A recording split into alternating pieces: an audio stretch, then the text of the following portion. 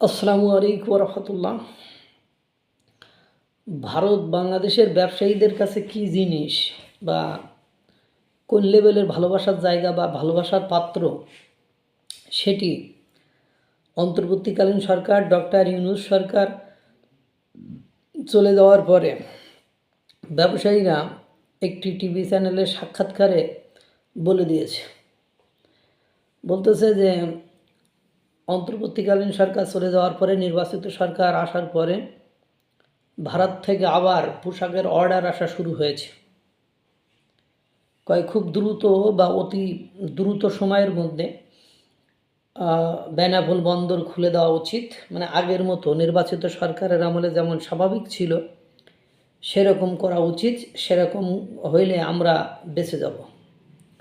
এবং তারা এটুকু আশ্বস্ত করেছে যে ভারতের ব্যবসায়ীরা তারা অলরেডি অর্ডার দেওয়া শুরু করেছে, তাদের কাছে রিকুইজিশন পাঠিয়েছে এবং ব্যবসায়ীরা খুব আগ্রহ প্রদর্শন করেছে।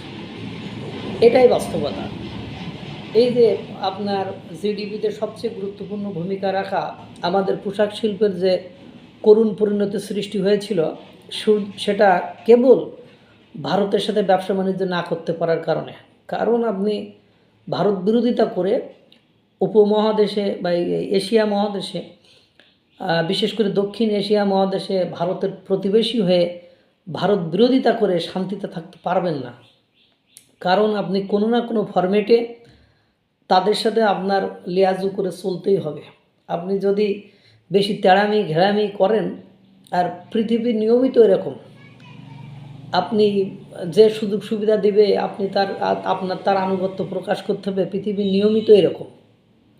যেমন দেখেন, জুলাই গণঅভ্যুত্থানে এই যে পোলাপানগুলো অবদান রেখেছে, তার জন্য তাদের কি বানালেন? তাদের উপদেষ্টা বানালেন, তাদের মন্ত্রণালয় সচিবালয় সর্বত্রই বসিয়ে দিলেন। যদি শিক্ষাগত যোগ্যতা ধরেন, তাদের সেই শিক্ষাগত যোগ্যতা সম্পূর্ণ ব্যক্তির কি অভাব আছে বাংলাদেশে? নেই তো।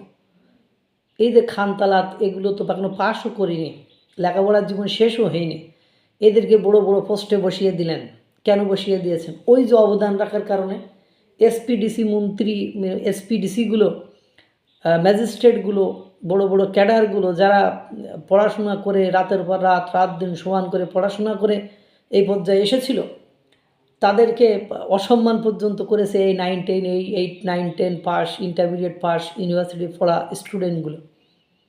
কেন করেছে? কারণ ওই আনুগত্য করানোর জন্য, ওই যে একটু কন্ট্রিবিউশন, একটু অবদান রেখেছে এই জন্য। তো এখন ঘটনা হলো, আপনার ভারত আপনার অর্থনৈতিক উন্নয়নের ক্ষেত্রে গুরুত্বপূর্ণ ভূমিকা পালন করেছে। তারা মাথা ঘুরিয়ে নিলে, তারা হাত সরিয়ে নিলে আপনার অর্থনীতি বিপদগ্রস্ত হয়, আপনার অর্থনীতি বিপদে পড়ে, তাহলে সেক্ষেত্রে করণীয় কী থাকে বলেন? আপনারা বলেন, বলতে পারবেন না। এখন সমস্যা হলো, ব্যবসায়ীদের কতগুলো মিল কলকারখানা বন্ধ হয়ে গেছে সেটা আপনারা জানেন। 350-এর উপরে পোশাক শিল্প কলকারখানা বন্ধ হয়ে গেছে। লক্ষ লক্ষ মানুষ বেকারত্ব বরণ করেছে, যারা কর্ম করে খাইত। দেশে কি পরিমাণ এখন চিন্তায় চুরি ডাকাতি হচ্ছে সেটা আপনারা জানেন। আমি ভ্যানে করে আসছিলাম, ভ্যানওয়ালা বলতেছে, ভাই একটু ভ্যানটা রেখে যে নামাজ আদায় করতে যাবো তাও ভয়ে পারি না, যে পরিমাণ ভ্যান চুরি হচ্ছে। এখন ঘটনা হলো, মানুষের অভাব যখন ঘরে আসে তখন আর ওইসব নৈতিকতা বোধ কাজ করে না। কারণ কর্মহীন মানুষগুলো এখন কি করে খাবে তারা? এখন এই জন্য পোশাক শিল্পের মালিকরা, অ্যাসোসিয়েশনের সভাপতি সহ সকলের জোরালো দাবি যে খুব দ্রুত সময়ের ভেতরে যাতে আপনার ভারতের বেনাপোল বন্দর খুলে দিয়ে ব্যবসা বাণিজ্যটা স্বাভাবিক করে দেয়। এবং অনেকটাই স্বস্তি এসেছে, তারা বলছে অনেকটাই স্বস্তি ফিরে এসেছে। অনেক অর্ডার করতেছে ভারতীয় পোশাক শিল্পের পোশাক ব্যবসায়ীরা, বাংলাদেশে অর্ডার দিচ্ছে, তারা আসতেছে। তো এরকম মিলেমিশে থাকার মধ্যেই সম্প্রীতি, ভালোবাসা, উন্নতি। আল্লাহ তাআলা সকলকে ভালো রাখুক, সুস্থ রাখুক। আসসালামু আলাইকুম ওয়া রাহমাতুল্লাহ।